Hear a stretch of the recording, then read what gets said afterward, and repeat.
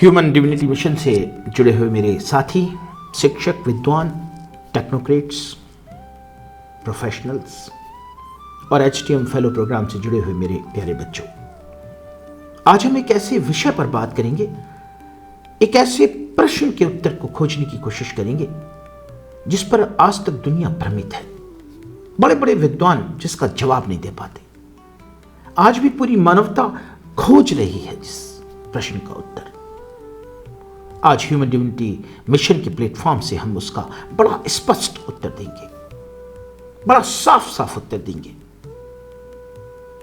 प्रश्न यह है कि क्या ईश्वर है, अल्लाह है, खुदा है, वाहिगुरु है, गॉड है, और यदि है तो कहां है, किस स्वरूप में है, उसके पास क्या शक्तियां हैं, वो कैसे काम करता है। तो प्यारे बच्चों, देखो, इस दुनिया में दो तरह की व्यवस्थाएं हैं। इस पूरी दुनिया जिसमें हम जीते हैं, इसमें दो तरह की व्यवस्थाएं हैं। एक तरह की व्यवस्था है जो प्रकृति ने बनाई है, नेचर ने बनाई है, और दूसरी तरह की व्यवस्था है जो मानव ने बनाई है, मानव निर्मित व्यवस्था है। जैसे भाषा है, भाषा को समझने की कोशिश कीजिए। प्रकृति ने नहीं दी थी भाषा मानव को, मानव ने उसे इजाद किया है। तो ये भाषा मानव व्यवस्था है। मैं किसी चीज को पेड़ कहता हूं, इंग्लैंड वाला उस चीज को ट्री कहते हैं। मैं किसी चीज को मानव कहता हूं और इंग्लैंड वाले उस चीज को ह्यूमन कहते हैं। ये मानव व्यवस्था है, भाषा मानव व्यवस्था है। ये मानव व्यवस्थाओं में कोई भी परिवर्तन करना मानव के हाथ में है, किया जा सकता है। मैं यदि अपना नाम प्रकाश कुमार से है ना भवेश कुमार रख दूं तो हो जाएगा, अखबार में निकालना पड़ेगा बस। हमने इलाहाबाद का नाम प्रयागराज रख दिया, रख सकते हैं। कोई आदमी हिंदू है, वो परिवर्तित होकर मुसलमान बन सकता है। कोई भी मुसलमान है, हिंदू बन सकता है। वो सब आसान काम है। धर्म मानव व्यवस्था है। किसी एक धर्म को ना मान के दूसरे को मानना, क्योंकि ये मानव व्यवस्था है। तो इस दुनिया में दो तरह की व्यवस्थाएं हैं बच्चों। एक मानव व्यवस्था है जिसमें कोई भी परिवर्तन करना संभव है। अब यदि आप नास्तिक हैं, आस्तिक हैं या तीसरी तरह के हैं तो कोई फर्क नहीं पड़ता, क्योंकि ये मानव व्यवस्था है। आप मान रहे हैं कि ईश्वर है, वेरी गुड। आप ना मान रहे हैं कि ईश्वर नहीं है, नास्तिक, वेरी गुड, क्योंकि ये सब आपकी व्यवस्था के तहत है। और मानव द्वारा बनाई गई व्यवस्था में कोई भी परिवर्तन संभव है, मगर प्रकृति के द्वारा बनाई गई व्यवस्था में कोई परिवर्तन संभव नहीं है। आप प्रकृति जो 99.9% गवर्न करती है व्यवस्थाओं को, 99.9% व्यवस्थाएं प्रकृति की हैं, इस दुनिया में शक्तियां प्रकृति की हैं, उनमें आपकी क्षमता नहीं है कि आप कोई परिवर्तन करें। कोई आदमी ये कहने लगे एक मिनट के लिए कि मैं तो ऑक्सीजन पे नहीं जीता जी, मैं तो नाइट्रोजन गैस पे जीऊंगा, तो मर जाएगा। नाइट्रोजन चैम्बर में चला गया तो। कोई ये कहने लगे साहब मैं तो पानी नहीं पीऊंगा, मैं तो जो है ना पेट्रोल पी के जिंदा रहूंगा, तो मर जाएगा। क्योंकि प्रकृति ने हमारी सिस्टम को जिन व्यवस्थाओं के तहत बनाया है, उन्हीं व्यवस्थाओं में हमें जीना होगा। ये प्रकृति की व्यवस्था है। हमारा पैदा होना, हमारी आवश्यकताएं, जो हमारी बायोलॉजिकल नीड्स हैं, वो सब प्राकृतिक व्यवस्थाएं हैं।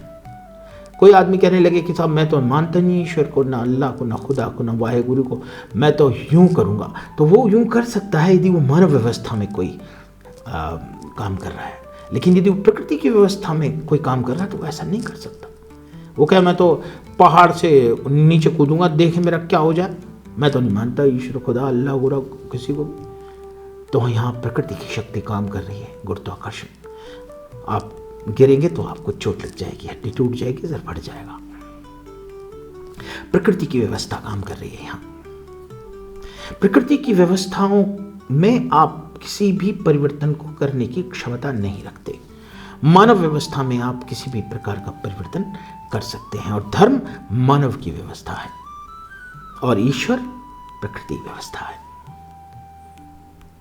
कमाल की चीज है ये। समझने की कोशिश करिए।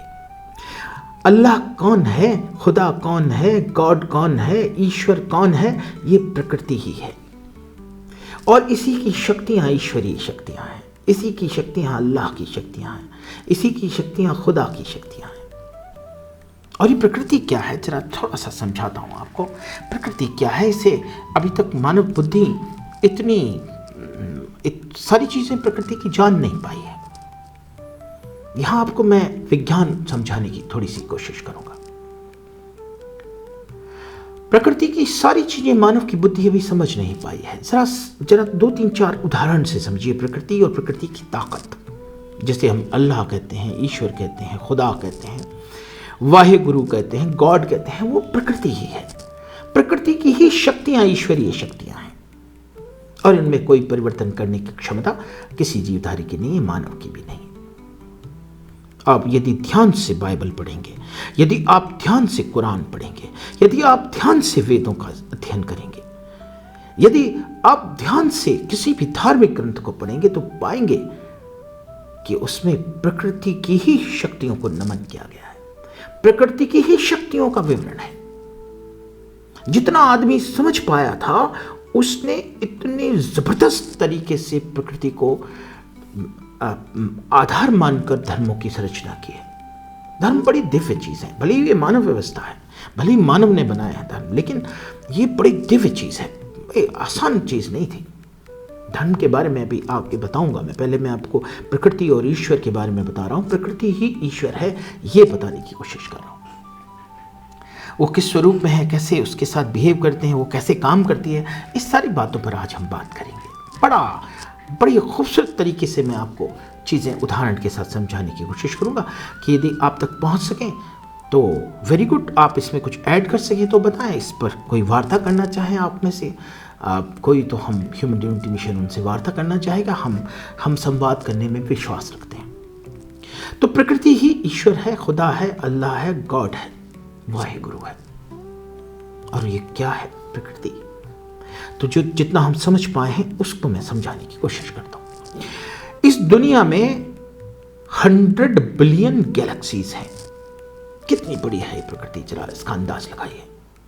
100 बिलियन गैलेक्सीज हैं इस दुनिया में, जहां तक हमारी दूरबीन जा पाई है, जहां तक हमारी समझ पहुंच पाई है, जहां तक हमारे वैज्ञानिक पता लगा पाए हैं। 100 बिलियन गैलेक्सीज हैं। बिलियन, मिलियन नहीं, मिलियन कहते हैं 10 लाख को, बिलियन कहते हैं 100 करोड़ को। 100 बिलियन गैलेक्सीज है ब्रह्मांड के अंदर। और उन गैलेक्सीज में एक गैलेक्सी है हमारी मिल्की वे, जिसे हम आकाश गंगा कहते हैं, मंदाकिनी बोलते हैं। और उसमें भी 100 बिलियन तारे हैं, और उनमें से एक तारा है सूरज। और उसके जो 9 ग्रह हैं, उनमें 9 ग्रहों में सबसे बड़ा है बृहस्पति, जुपिटर बोलते हैं जिसको। उससे 1300 गुना छोटी है पृथ्वी, जिसको अर्थ बोलते हैं। और इस पृथ्वी पर 4 से 6 फुट के हम, ये है हमारा वजूद इस पूरी सृष्टि में। ये तो इसका विस्तार है जहां तक हम समझ पाए। अब इसके छोटे कण तक जाइए, न्यूट्रॉन, प्रोटॉन तक, तो आप नमन के सलाह कुछ नहीं कर सकते। यदि आप वैज्ञानिक हैं, यदि आपकी समझ वैज्ञानिक है, यदि आपकी सोच वैज्ञानिक है, तो आप सिर्फ ईश्वर को, अल्लाह को, खुदा को, वाहे गुरु को, प्रकृति को नमन कर सकते हैं और कुछ नहीं कर सकते। इतनी ही है हमारी ताकत कि जब जब हम उसकी विलक्षण शक्तियों को देखते हैं, प्रकृति की ईश्वरीय शक्तियों को देखते हैं, नमन के अलावा कुछ नहीं कर सकते। हमारे हाथ में कुछ नहीं है। और क्या हाथ में दिया है उस प्रकृति ने हमें, वो भी मैं आपको आगे बताऊंगा। लेकिन अभी फिलहाल ये समझ लीजिए कि प्रकृति बहुत शक्तिशाली है, प्रकृति अनंत है। प्रकृति की जो शक्तियां हैं उन्हीं का हम उपयोग कर रहे हैं।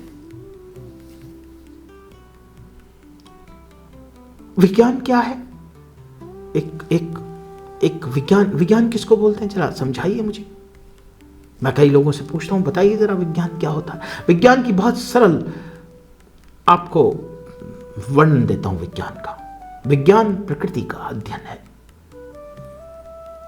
हम भाई बॉटनी किसको कहते हैं? वनस्पति विज्ञान, बॉटनी। इस प्रकृति में पाए जाने वाले पौधों के अध्ययन को बॉटनी कहते हैं, वनस्पति विज्ञान कहते हैं। जूलॉजी किसको कहते हैं भाई? जूलॉजी मतलब जीव विज्ञान, इस प्रकृति में पाए जाने वाले जीवों के अध्ययन को कहते हैं जीव विज्ञान। भाई ज्योग्राफी किस कहते हैं? इसी पृथ्वी के भूतल के वैज्ञानिक अध्ययन को ज्योग्राफी कहते हैं। हिस्ट्री किसे कहते हैं? इस दुनिया में घट गई घटनाओं का डॉक्यूमेंटेशन हिस्ट्री कहलाता है। इस प्रकृति में जो घट गया है उसका डॉक्यूमेंटेशन हम हिस्ट्री में करते हैं, उसका अध्ययन। कोई साइंस ले लीजिए, स्पेस, जहां इस ब्रह्मांड के अध्ययन को हम स्पेस साइंस के बड़े बल्ले बल्ले कूदते हैं हम। अभी जरा सा हम कक्ष में पहुंच गए, पृथ्वी के कक्ष में पहुंच गए, कक्षा में पहुंचते हम चिल्ला रहे बड़े बड़े, वाह वाह वाह, कूद रहे, पता नहीं हमने क्या कर लिया। अरे भाई ये सृष्टि बहुत बड़ी है, बहुत विशाल है। ये तमाम ईश्वरीय शक्तियों के साथ ये दुनिया, ये प्रकृति तमाम ईश्वरीय शक्तियों के साथ है, और इन्हीं ईश्वरीय शक्तियों का अध्ययन विज्ञान है। भाई मेडिकल साइंसेस क्या है? इसमें एक जीव पाया जाता है इस प्रकृति में जिसका नाम होमो सेपियंस है, मानव है।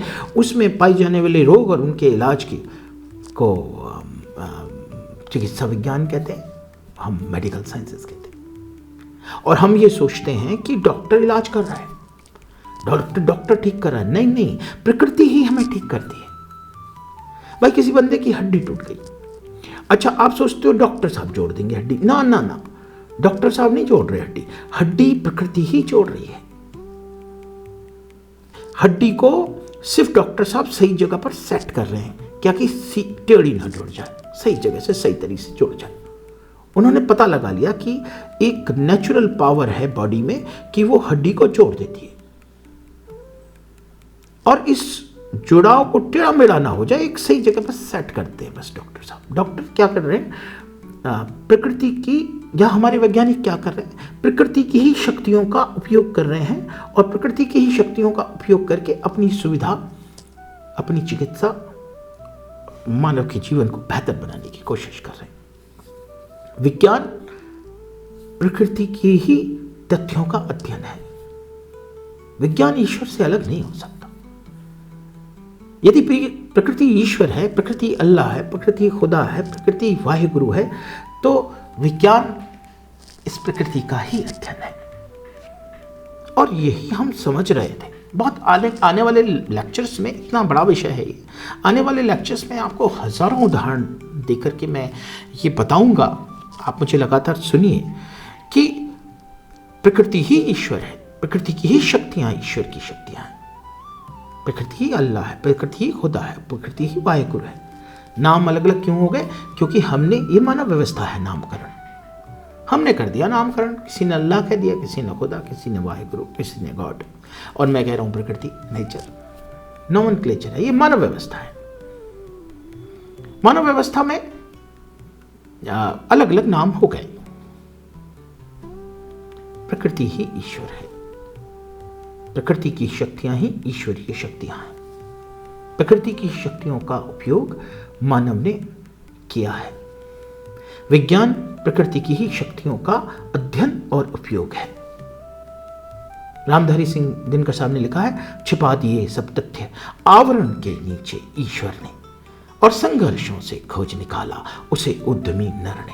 उद्यमी नर ने तो केवल इतना किया है, परिश्रम करने वाले इस विवेकशील नर ने तो केवल इतना ही किया है कि प्रकृति ने, ईश्वर ने जो चीजें, जो तथ्य छिपा दिए थे, उन्हें खोज निकाला है और उनका अपने जीवन में, अपने जीवन को बेहतर करने में उपयोग किया है।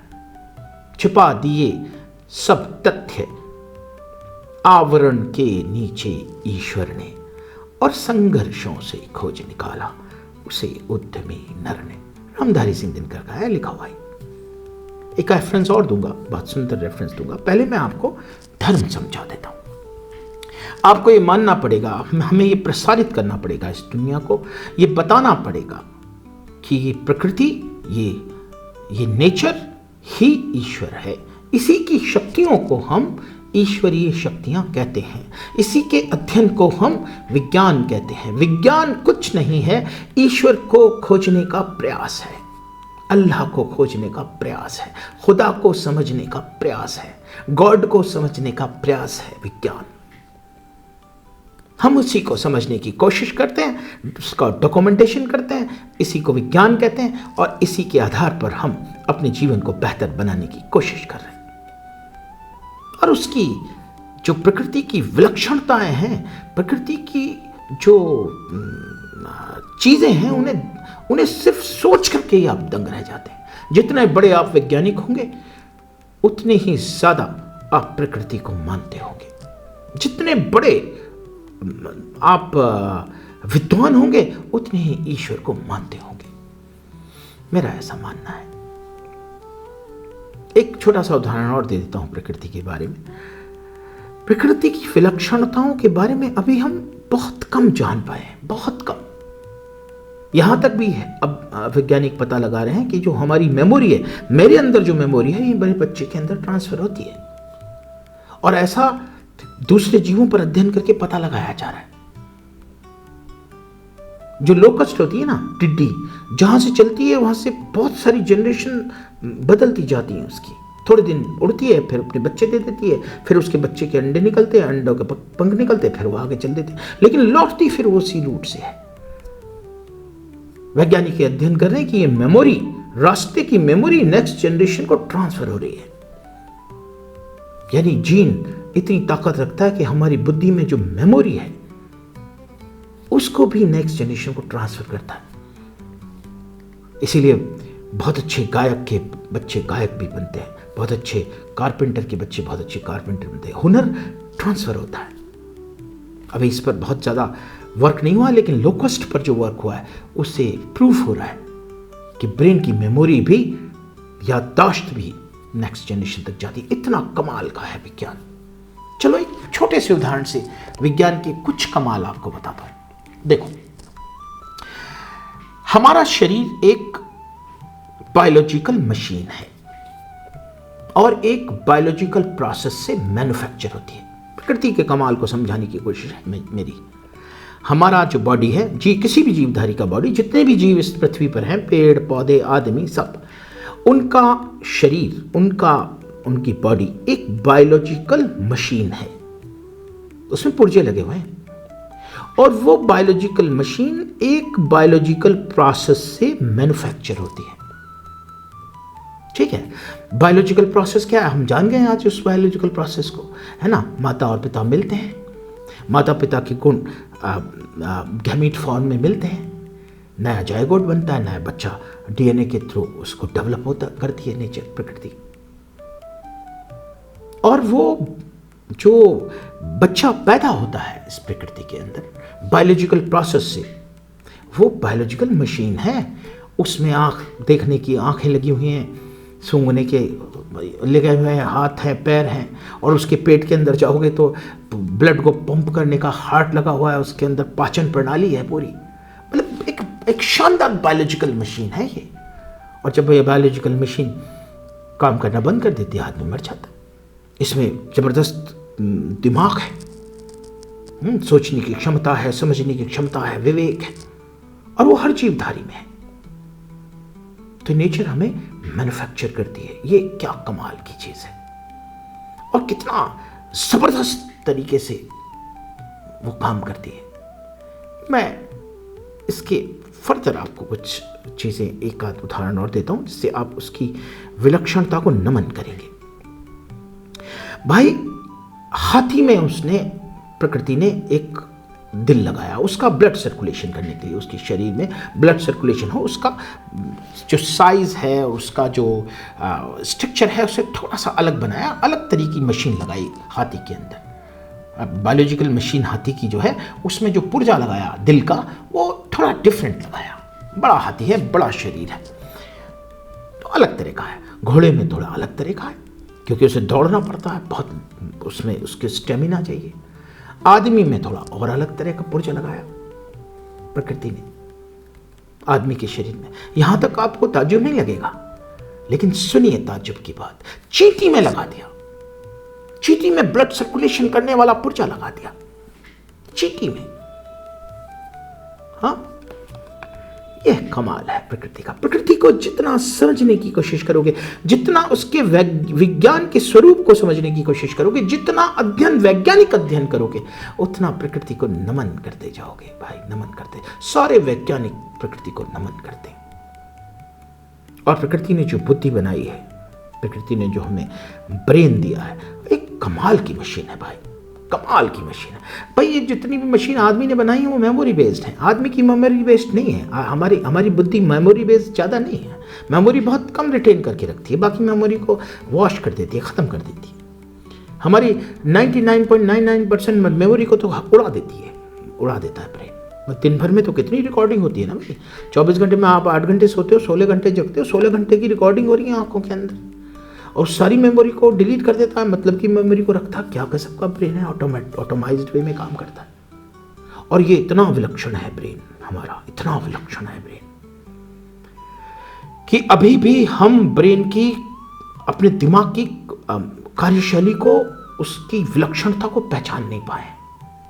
मैं आपको एक चीजें लोगों के अनुभव की बताता हूं, जो बड़े विद्वानों ने अनुभव किया है कि जब हम कोई विलक्षण काम करते हैं, जब कोई दिव्यता हासिल करता है, कोई हुनर में गजब का काम करता है ब्रेन किसी का, तो उसे ये आभास होने लगता है कि ये मैं नहीं कर सकता, क्योंकि उसके पास जो विवेक है वो उसकी ऊंचाइयों को पहचान नहीं पाता, अपने खुद के ब्रेन की ऊंचाई, और वो सोचता है कि मैं तो कर ही नहीं सकता, कोई और शक्ति मुझे करवा रही है। और ऐसे अनुभव बहुत सारे मानवों ने, बड़े सच्चे मानवों ने इस दुनिया में दिए हैं। जैसे जब कोई पोएट्री लिखते हैं बड़ी कवि, और कुछ कविता सृजित होती है, तो वो कहते हैं यार मैं तो, मेरी क्षमता नहीं थी, ये तो ऊपर से ही कुछ आया है, जो अपने आप से आया मैंने लिख दिया। शानदार। वैज्ञानिक जितने भी गजब के वैज्ञानिक अनुसंधान करते हैं, वो उनके बाद ये अनुभव करते हैं कि यार ये मेरे ताकत का काम नहीं था, किसी शक्ति ने ना मेरे को ये करवाया है मुझसे, मेरे ब्रेन में घुस के। क्योंकि ब्रेन भी तो प्रकृति ने ही बनाया है, हमारा शरीर भी तो प्रकृति ने निर्मित किया, उसमें जो विलक्षणता है उसे भी तो हम नहीं समझ पाए अभी तक। गोस्वामी तुलसीदास साहब जिस समय रामचरितमानस सृजित कर रहे थे, दोहे लिख रहे थे, सोठे लिख रहे थे, छंद लिख रहे थे, उस समय उन्होंने अनुभव किया कि मैं नहीं लिख सकता, मेरी क्षमता के बाहर चीजें हैं, मुझे नहीं पता कहां से लिख पा रहा हूं मैं। और उन्होंने अनुभव किया कि हनुमान जी बैठे हैं कहीं आसन पे, वो मुझे डिक्टेट कर रहे हैं। उनके खुद के अनुभव में गोस्वामी तुलसीदास जी ने इस आभास के बारे में बताया है कि शायद ईश्वर की यहां से आ रहा है। ये बड़ी सच्ची घटनाएं हैं ये। आपका ब्रेन, आपका विलक्षण ब्रेन जब दिव्यताएं हासिल करता है, जब विलक्षण स्थितियों में पहुंचता है, जब हुनर के शीर्ष पर पहुंचता है, तो उसमें जो दिव्यताएं पैदा होती हैं वो प्रकृति जनित हैं। वो आपकी समझ में ये समझ आता है कि नहीं, मेरी काबिलियत, मेरी क्षमता के बाहर की चीज हो रही है मेरे हाथ से, ये प्रकृति कर रही है, सृष्टि कर रही है, ईश्वर कर रहा है, नेचर कर रही है, प्रकृति कर रही है। ये सब चीजें आने वाला विज्ञान समझाएगा हमें। अभी हम विज्ञान को पूरा विज्ञान कितना सा जान पाए हम प्रकृति के बारे में, बहुत थोड़ा सा जान पाए भाई। अभी जानेंगे, और 100 साल बाद और 200 साल बाद हम ईश्वर को और ज्यादा जानेंगे, खुदा को और ज्यादा जानेंगे, वाहे गुरु को और ज्यादा जानेंगे, गॉड को और ज्यादा जानेंगे। तो यहां मैं आपको ये एक पेज का उदाहरण और बताता हूं, क्योंकि मैं अब शिफ्ट हो रहा हूं प्रकृति, ईश्वर, खुदा, वाहे गुरु को मैं एक्सप्लेन कर चुका, अब मैं धर्म की तरफ शिफ्ट हो रहा हूं। लेकिन बीच में एक उदाहरण मैं आपको बता देता हूं। भाई ये समझ लीजिए कि प्रकृति ने हमें बनाया है, ठीक है। तो यदि अल्लाह ने अलग मैन्युफैक्चरिंग करी होती और ईश्वर ने अलग मैन्युफैक्चरिंग करी होती, तो हमारे पुर्जे थोड़े अलग अलग होते ना भाई। अल्लाह अपने बंदे बनाता, ईश्वर अपने बंदे बनाता। यदि ये दो अलग अलग लोग होते, यदि ये अलग अलग शक्तियां होती, तो थोड़ी सी नाक मुसलमानों की अलग होती, आंखें थोड़ी सी अलग होती, हमारी थोड़ी सी अलग होती।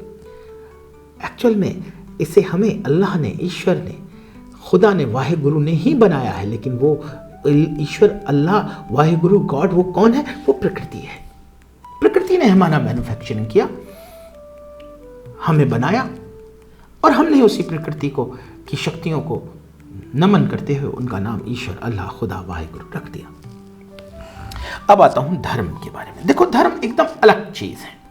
धर्म को समझना बहुत जरूरी है, क्योंकि धर्म मानव व्यवस्था है, इसमें कोई भी परिवर्तन संभव है और परिवर्तन होते हैं। कोई कहे कि धर्म में कोई परिवर्तन नहीं होता, मैं बहुत सारे उदाहरण आपको बताऊंगा आज। पहली बात तो धर्म को समझने के लिए आपको मानव ह्यूमन हिस्ट्री को समझना पड़ेगा, मानव के इतिहास को समझना पड़ेगा। करीब 3 लाख साल पहले हम पृथ्वी पर आए अफ्रीका में। ये एक वैज्ञानिक तथ्य है। अब वैज्ञानिक क्यों है ये तथ्य?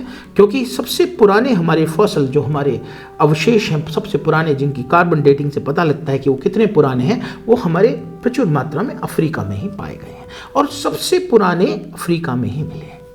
तो ये वैज्ञानिक तथ्य स्थापित हो गया है कि मानव सबसे पहले होमो सेपियंस स्पीसीज जो थी वो अफ्रीका में आई। किसी मिलते जुलते मानव स्पीसीज, होमो की और स्पीसीज भी अवेलेबल थी इस पृथ्वी पर, उनमें म्यूटेशन होने के कारण, उनमें आनुवंशिक परिवर्तन होने के कारण होमो सेपियंस आया। 3 लाख साल पहले आया इस पृथ्वी पर, अफ्रीका के अंदर आया। अच्छा, उसने सबसे पहले जिन चीज़ों पर काम किया वो बड़ा अच्छा दिमागदार बंदा था ये होमो सेपियंस।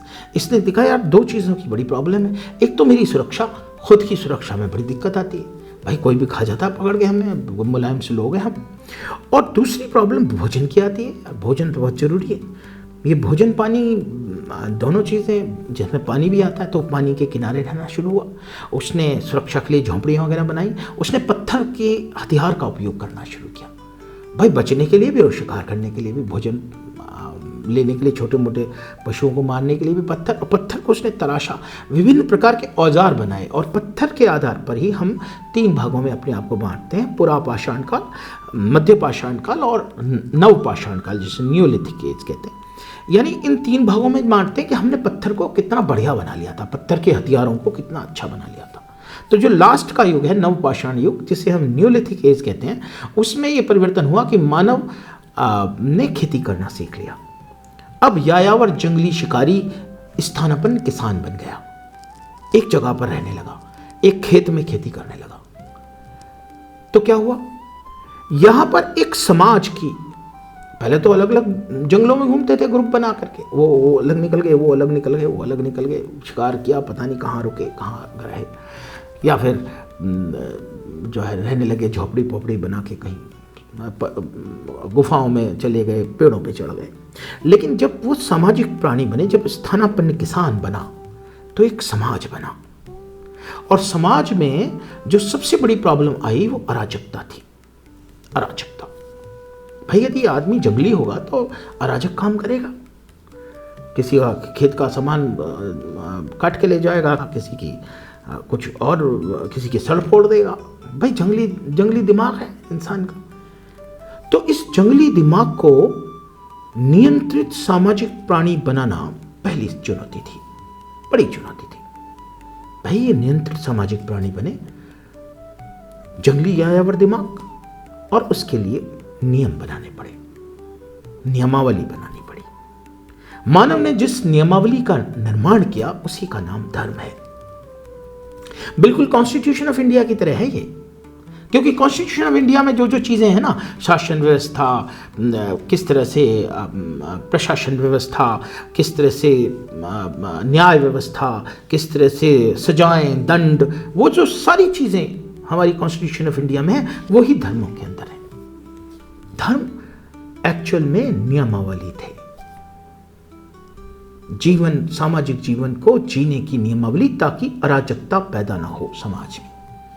उसमें हमने अपने शीर्ष नेताओं का भी चुनाव किया, उसमें हमने नियमावली के अंदर हमने दंड के प्रावधान भी रखे, हमने सामाजिक जो है शिक्षा के प्रावधान भी रखे।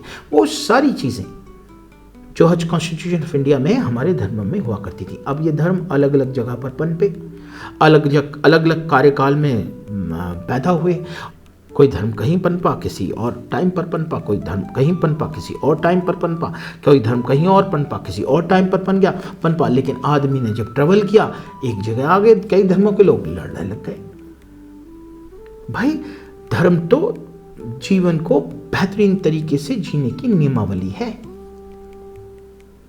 अब उस नियमावली में बड़ी दिव्यता है। इसी दिव्यता के कारण हम शांति से जीवन जी पाए, इसी दिव्यता के कारण हम जो है ना एक दूसरे सबको समान जो है ना अधिकार दे पाए। इसी नियमावली के कारण हम न्याय कर पाए, इसी नियमावली के कारण हम जिंदगी में आगे बढ़ पाए। विभिन्न तरह का विज्ञान हमने खोजा, विभिन्न तरह की कलाएं हमने विकसित की, विभिन्न तरह के खेल हमने विकसित किए, विभिन्न तरह की खेती की पद्धतियां हमने विकसित की, विभिन्न तरह के हथियार हमने बनाए। तो धर्म ने मानव के विकास में बहुत बड़ा योगदान किया है। अब मैं धर्म के बारे में एक अलग से लेक्चर होगा जिसमें आपको बताएंगे। आप ये कह सकते हैं कि धर्म ने सबको समान अधिकार नहीं दिए।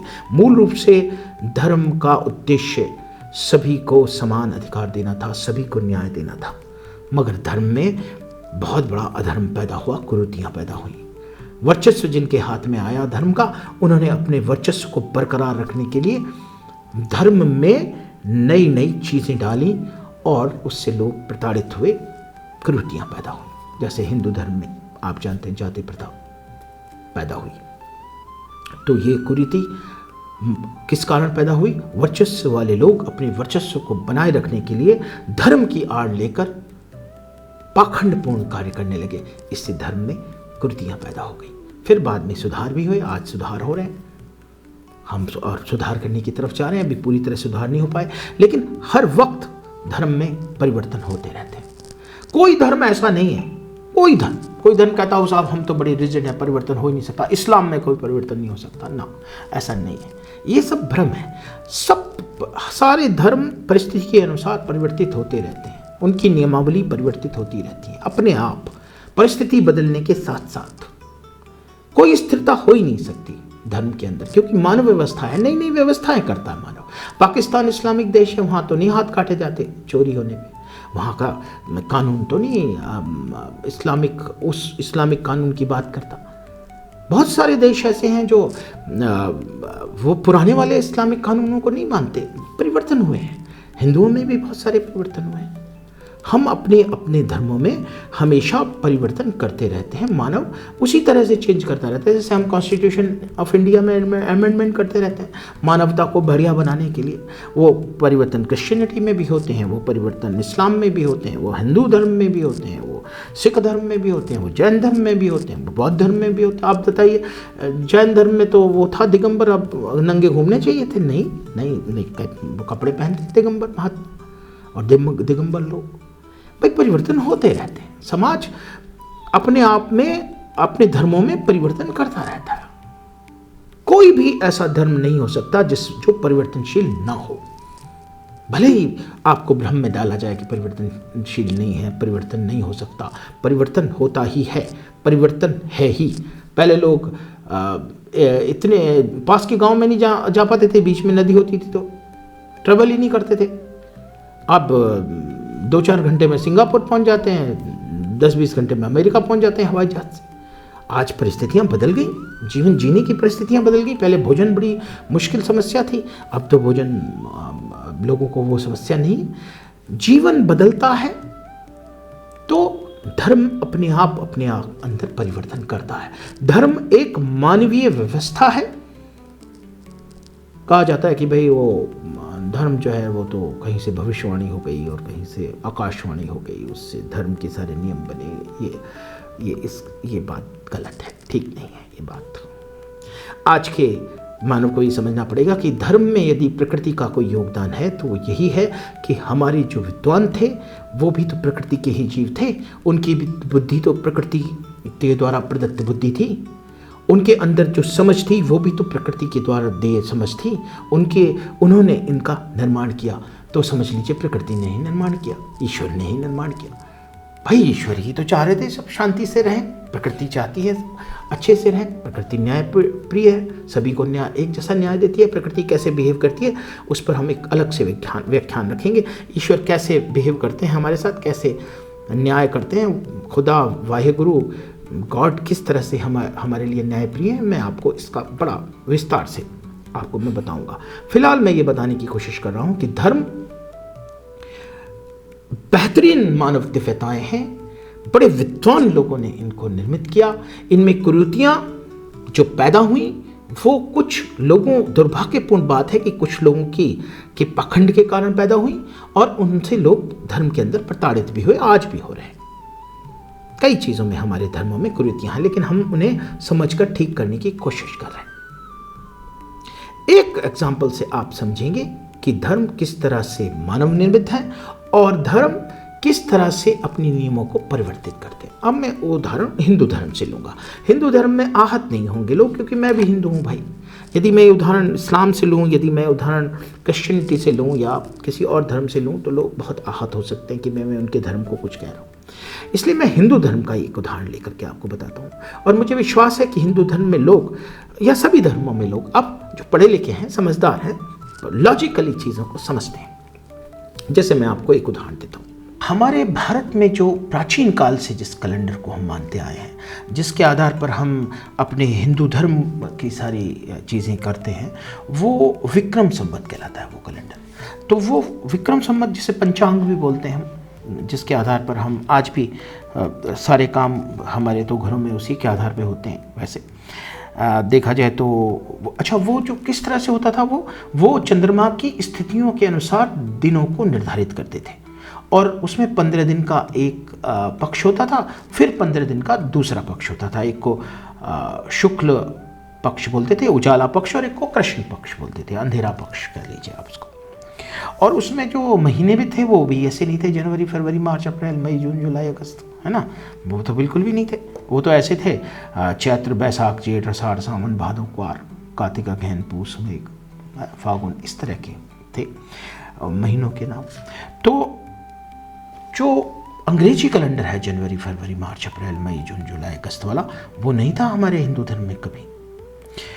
ये था विक्रम संवत कैलेंडर था। और इसमें जो दिन होते थे ना, वो उनके भी नाम हुआ करते थे।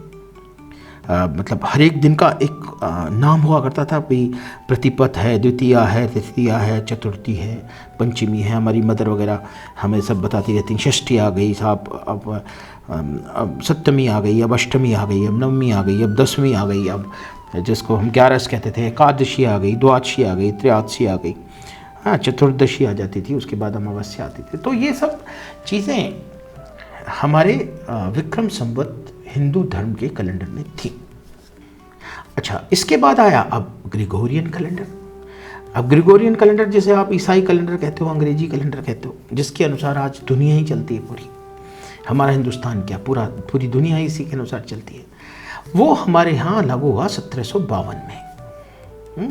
1752 में ही अंग्रेजों ने लागू किया उसको खुद अपने देश में, ब्रिटेन के अंदर। उससे पहले तो नहीं था, ठीक है। लेकिन उस ग्रेगोरियन कैलेंडर के अंदर, जो ग्रेगोरियन कैलेंडर का जो एक डिवीज़न था, उसमें 7 दिन का एक डिवीज़न था। और ये 7 दिन का डिवीज़न ग्रेगोरियन कैलेंडर ने अडॉप्ट किया था बेबीलोन से।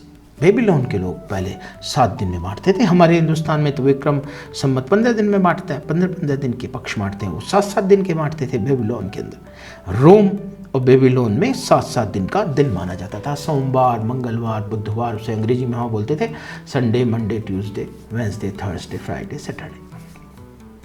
हमने उसका हिंदी रूपांतरण कर लिया, अपने जो नक्षत्र थे उसमें रख दिए। हमने सोमवार, मंगलवार, बुधवार, बृहस्पतिवार, शुक्रवार, शनिवार, इतवार इस तरह कर लिया। लेकिन ये कब हुआ? 1752 के बाद। हमारे यहाँ ग्रेगोरियन कैलेंडर आया 1752 के बाद। उससे पहले तो हम विक्रम संवत को ही मानते थे। और इसी व्यवस्था, ग्रेगोरियन कैलेंडर की व्यवस्था के साथ हमारे यहाँ Sunday, Monday, Tuesday, Wednesday, Thursday, Friday, Saturday आए। ठीक है, ये 7 दिन। अब देखिए अब हमारे यहाँ हमने 1752 के बाद अपने देवताओं को इन 7 दिनों में स्थापित किया। जैसे सोमवार को भगवान शिव का दिन, मंगलवार को भगवान हनुमान जी का दिन, बुधवार को भगवान गणेश का दिन, बृहस्पतिवार को गुरुदेव का दिन, शुक्रवार को देवी माता का दिन, शनिवार को भगवान शिव का दिन, रविवार को भगवान सूर्य का दिन। यह हमने क्या किया? हमने अपने देवताओं को, जो पहले है ना पहले तो उसमें प्रतिपद, द्वितीया, तृतीया, चतुर्थी, चतुर्थी हमारे गणेश भगवान का हुआ था करता था, उसमें जो दिन बांटे हुए थे उन्हीं को हमने नए दिवसों में रख लिया। अब पूरे हिंदुस्तान के अंदर सोमवार के दिन, मंडे के दिन हमारी बच्चियां, हमारी जो जिनकी शादी नहीं हुई वो पति के लिए व्रत रखती हैं। पूरे पूरे शिवालय जितने भी हैं हमारे हिंदुस्तान के, वो सोमवार के दिन भरे रहते हैं। मंगलवार के दिन आप हनुमान जी के मंदिरों में देखिए कितने लोग पहुंचते हैं। तो क्या किया, जो मैं कहने की कोशिश कर रहा हूँ, ये अच्छी बात है, खराब बात नहीं है। धर्म अपने अंदर परिवर्तन करता है। धर्म अपने अंदर परिवर्तन करके अपनी नई व्यवस्था के अनुसार उसमें श्रद्धा स्थापित करके पूजा करता है। इसमें गलत क्या है? ये मानव व्यवस्था है, गलत नहीं है ये। अब कोई कहने लगे कि साहब सोमवार को भगवान शिव का व्रत मत रखो, मंगलवार को व्रत मत रखो, क्योंकि ये तो ग्रेगोरियन कैलेंडर से आया, ये तो बेबीलोन से, रोम से आया, ये तो अंग्रेजी ईसाइयों का कैलेंडर है, इसमें अपने देवता क्यों रख लिया आपने, सोमवार मंगल मत। ये गलत बात है। मानव ने एक व्यवस्था की, मानव ने माना कि भगवान शिव की आराधना हम सोमवार के दिन करेंगे, मंडे के दिन करेंगे, भगवान मंगलवार को हम भगवान हनुमान जी की उपासना करेंगे। ये हमारी व्यवस्थाएं हैं, खुद की व्यवस्थाएं। कोई आदमी कहने लगे नहीं साहब मैं तो सोमवार के दिन हनुमान जी को पूजूंगा, पूज ले भाई, क्या दिक्कत है, मानव व्यवस्था है। तो मानव व्यवस्थाओं में, धर्मों में, इन नियमावलियों में परिवर्तन होता रहता है। कोई कहे संभव नहीं है, गलत बात है, ये होता ही रहेगा। जैसे जैसे परिस्थितियां बदलती जाएंगी, ज़्यादा रिजिट करोगे तो लोग फिर धर्मों को मानना बंद कर देंगे। लोग अब नास्तिक होने लग गए। समझदार लोग कहते हैं ईश्वर है ही नहीं, धर्म है ही नहीं, ये तो झगड़े का काम है, इसे बंद करो। नहीं, धर्म बहुत बड़ी दिव्यता है। धर्म के कारण मानव ने बहुत तरक्कियां की हैं। धर्म ने मानव को बहुत सिखाया है। सारे धर्म श्रद्धा योग्य है। सारे धर्म को हमें प्रणाम करना चाहिए, हर धर्म को हमें मानना चाहिए, हर धर्म की अच्छी बातों को स्वीकार करना चाहिए, हर धर्म को हमें नमन करना चाहिए।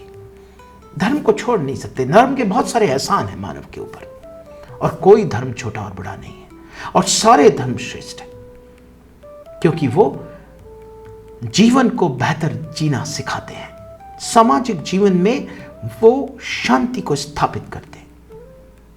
इसलिए यदि कोई कुरीति आ गई है किसी धर्म के अंदर, या आई हुई है बहुत सारे धर्मों में, सभी धर्मों में कुछ कुछ कुरीतियां हैं ही हैं, उनको दूर करने की बात हमें करनी चाहिए।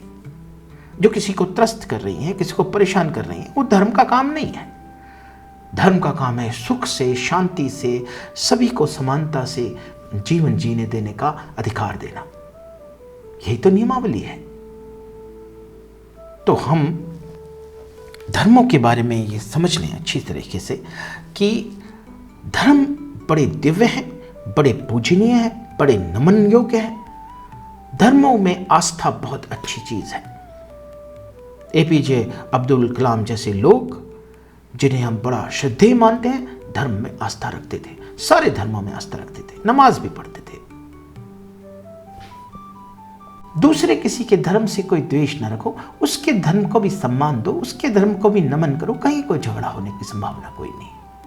जब हम दूसरे को बुरा और अपने को अच्छा बताने लगते हैं, तब झगड़े पैदा होते धर्म में। सबके धर्म श्रेष्ठ हैं, सबके धर्म आदरणीय है। और यदि धर्म से कुछ क्लैशेस में कोई बातें ऐसी हो रही हैं विपरीत, जिसके होने से कुछ गड़बड़ है, तो दोनों धर्म वाले बात कर सकते हैं आपस में बैठ करके, उन्हें सोल्व कर सकते हैं। यही तो मानवता है, यही तो ह्यूमैनिटी है। एक दूसरे को सम्मान देना, एक दूसरे की वेदना को समझना, एक दूसरे की परेशानी को जानना समझना, एक दूसरे को सहयोग देना, एक दूसरे से प्रेम करना, इसी को मानवता कहते हैं।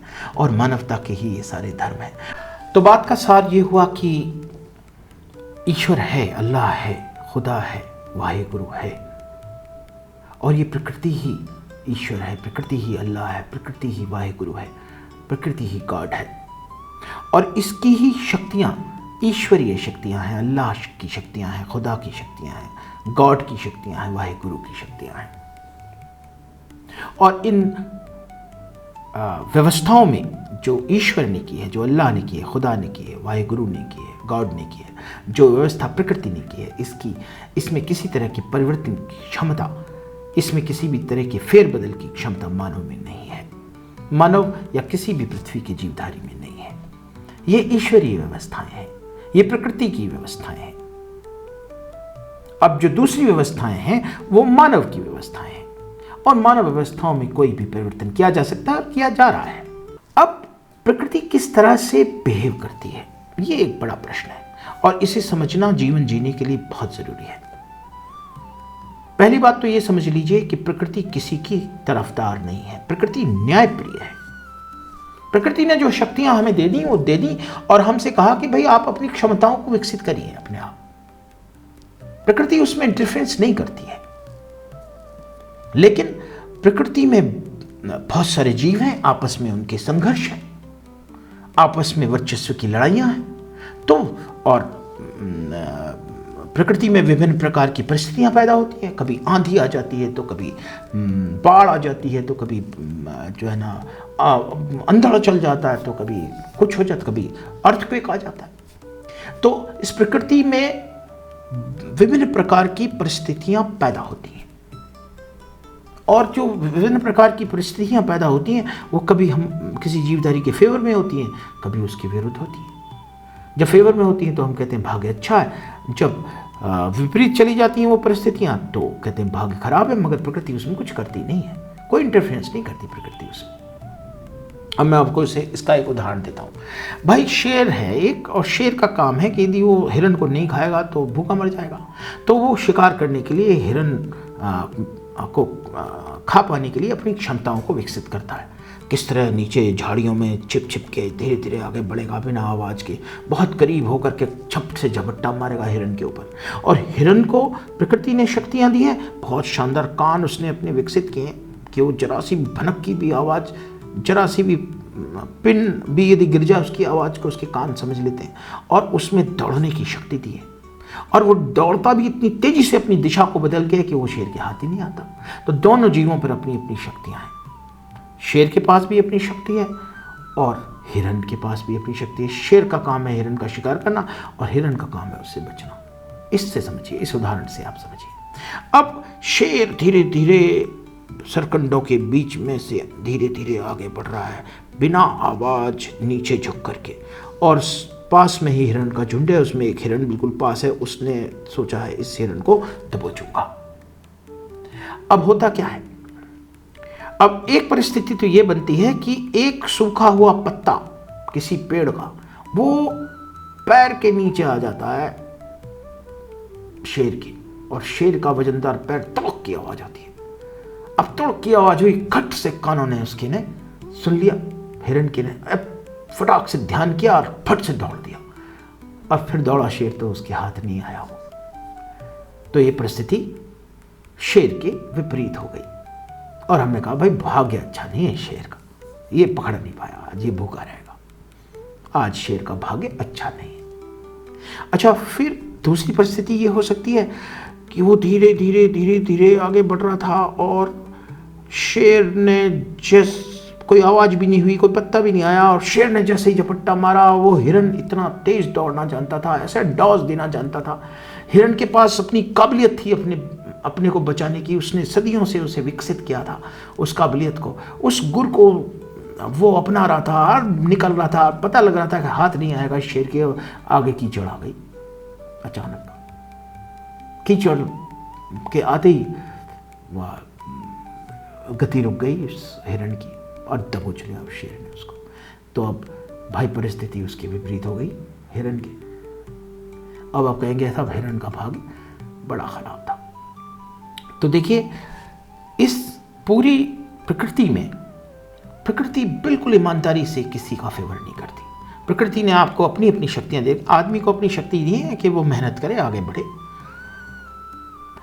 सबको अपनी अपनी शक्तियां दे दी, और वो तरफदारी नहीं करती प्रकृति किसी की। लेकिन प्रकृति में जो परिस्थितियां बनती हैं, कभी वो आपके फेवर में होती हैं, कभी आपके विपरीत होती हैं। जब आपके फेवर में होती है तो आप कहते हो भाग्य बड़ा अच्छा है, और जब आपके विपरीत होती हैं तो कहते हो यार भाग्य मेरा बड़ा खराब है। तो किस चीज का कॉम्बिनेशन है लाइफ? लाइफ आपकी मेहनत, आपकी जुस्तजू, आपके काम करने की ताकत, आपके हुनर, आपकी मेहनत, आपके विवेक और पैदा हुई परिस्थितियों का कॉम्बिनेशन है। आप बहुत आगे तरक्की करते हैं तो परिस्थितियाँ आपके फेवर में होती जाती हैं, आप तरक्की करते जाते हैं। आपको नुकसान होते जाते हैं, परिस्थितियाँ आपकी विपरीत होती जाती हैं। नेचर उसमें कुछ नहीं करती, प्रकृति उसमें कुछ नहीं करती, ईश्वर उसमें कुछ भी योगदान नहीं करते। भगवान, अल्लाह, खुदा, वो तो आपको दे चुके जो देना है उन्होंने, और आपको इस बात की ताकत भी दी कि आप अपनी क्षमताओं को खुद से बढ़ा सकते हैं। तो इस प्रकृति में हमें किस तरह से बिहेव करना चाहिए उसके ऊपर कबीर ने लिखा है, बहुत ही खूबसूरत लिखा है। इसी बात को बताने के बाद हम इस वार्ता को समाप्त करेंगे। कबीर बताते हैं कि हम प्रकृति में किस तरह व्यवहार करें, किस तरह से बिहेव करें, और बड़ा सुंदर दोहा है। और आज तक उस दोहे का गलत मतलब इस हिंदुस्तान के बच्चों को, हमारे बच्चों को हमने पढ़ाया। सुनिए, पहले उस दोहा सुनिए, उसकी परिस्थिति सुनिए, और जो क्या कहने की कोशिश कर रहे हैं कबीर, उसको समझने की कोशिश करिए। कबीर कहते हैं, गुरु गोविंद दोहू खड़े, गुरु गोविंद दोहू खड़े, काके लागू पाँव, बलिहारी गुरु आपने गोविंद दियो बता। बड़ा शानदार, बड़ा दिव्य बात कही है कबीर ने। पहले तो आप ये समझ लीजिए कि हम जो बताते हैं इसका अर्थ अभी बच्चों को, और जो बच्चे लिख के आते हैं 10 में से 10 नंबर मिल जाते हैं, वो ये है कि कबीर गुरु की महिमा का वर्णन कर रहे हैं। और उन्होंने ये बताया है कि भगवान जी यदि आ जाएं, ईश्वर आ जाएं, अल्लाह आ जाएं, खुदा आ जाएं, वाहिगुरु गॉड आ जाएं, और साथ में गुरु जी आ जाएं, तो गुरु जी के चरणों में तुम चले जाना, क्योंकि ये बात खुद भगवान जी ने बताई। तो पहली बात तो आप इसे लॉजिकली समझने की कोशिश करिए। पहली बात तो कभी किसी के जीवन में ऐसा होगा क्या कि ईश्वर आ जाएं और गुरुजी दोनों साथ साथ आ जाएं? और जब वो ऐसा होगा नहीं तो कबीर जैसा विद्वान ऐसी बात नहीं कर सकता। जो परिस्थिति कभी पैदा ही नहीं होगी आपके हिसाब से, ईश्वर कभी आएंगे ही नहीं, यदि जो है ना गुरुजी कभी कभी साथ में खड़े ही नहीं होंगे और ऐसी परिस्थिति नहीं होगी तो ऐसी बात ही क्यों करेंगे कबीर। और कबीर महिमा मंडन के लिए नहीं जाना चाहते। कबीर ने कभी किसी का महिमा मंडन नहीं किया, ना गुरु का किया। महिमा खंडन के लिए जाने जाते हैं कबीर। हाँ, उन्होंने काकर पाथर जोड़ के और मस्जिद लई चुना, तापर मुल्ला बाग दे। और दूसरा है वो पाहन पूजे हरि मिले तो मैं पूजूं पहाड़, और ताते सो जाकी भली पीस खाए संसार। उन्होंने खंडन किए हैं चीज़ों के, मंडन नहीं किया उन्होंने कभी। तो ये बात कुछ और कह रहे थे कबीर। क्या कह रहे थे कबीर, ये समझने की ज़रूरत है।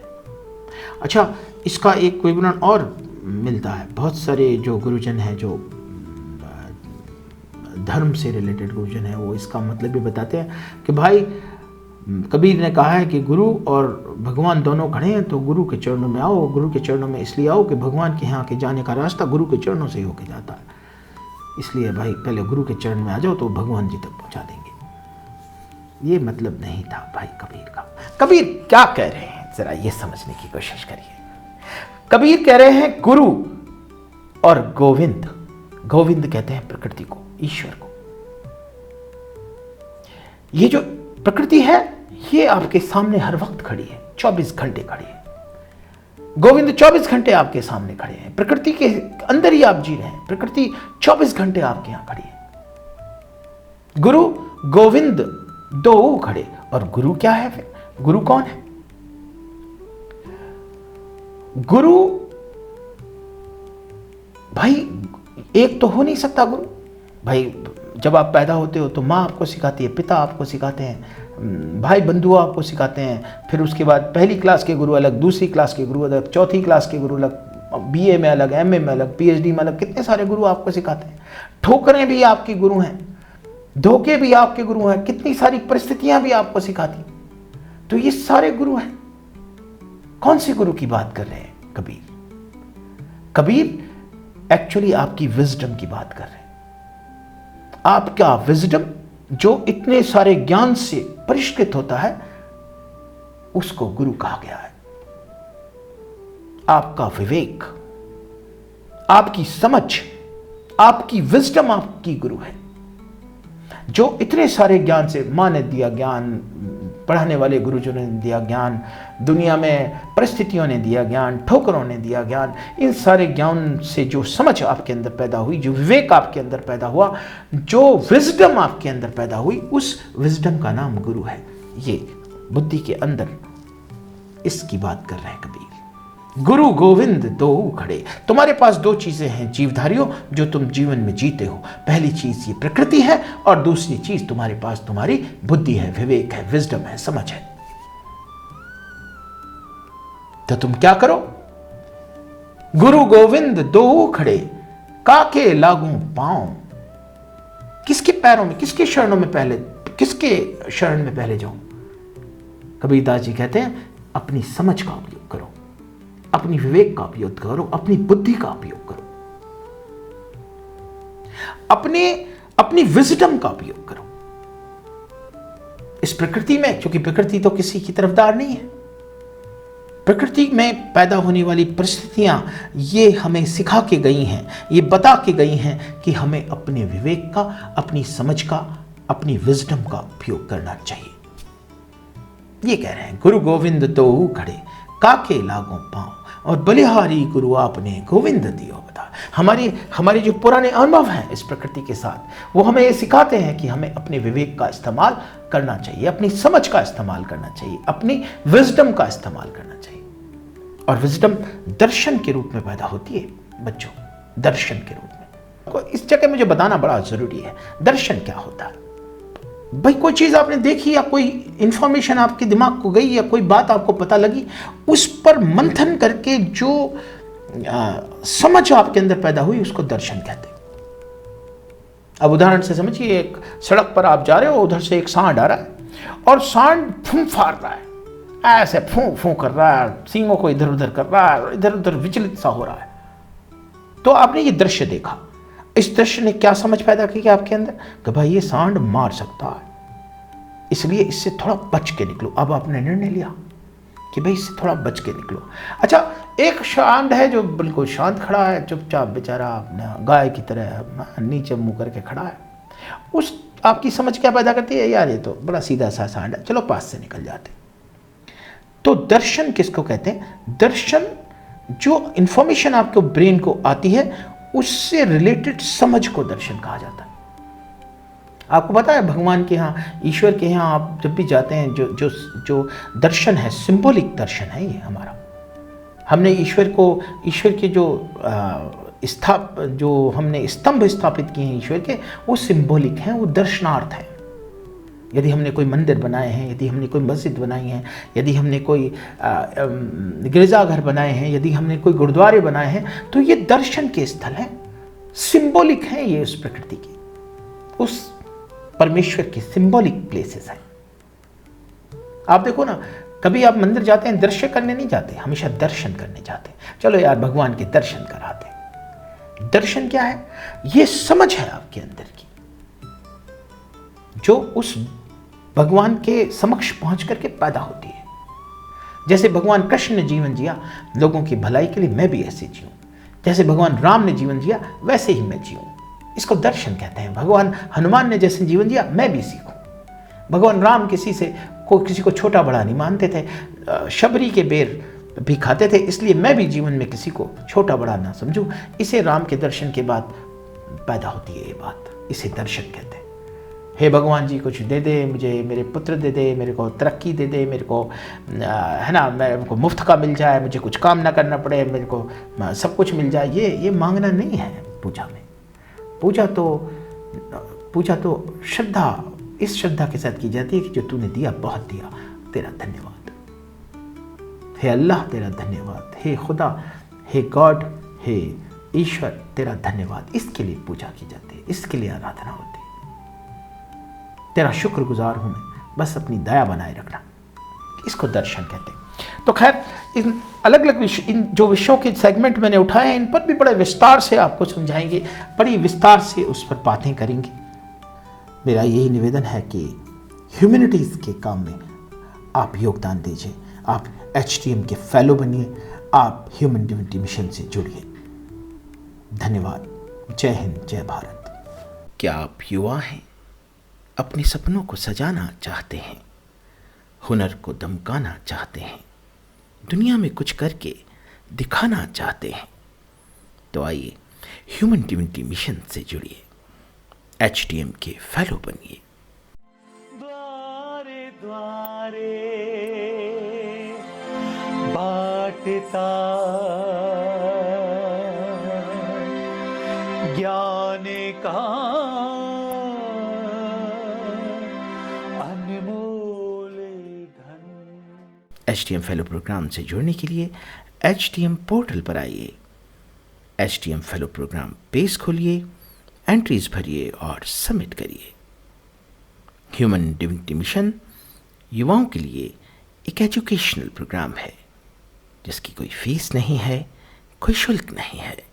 ह्यूमन डिविनिटी मिशन के प्लेटफॉर्म पर पार्टिसिपेट करने के लिए आप अपने टैलेंट की एंट्रीज भेज सकते हैं। पोर्टल पर आइए, HTM youth flair list page खोलिए, ध्यान से पढ़िए, अपनी परफॉर्मेंस की वीडियो बनाइए और हमें भेजिए। द्वारे द्वारे बाटता ज्ञान का अनमोल धन।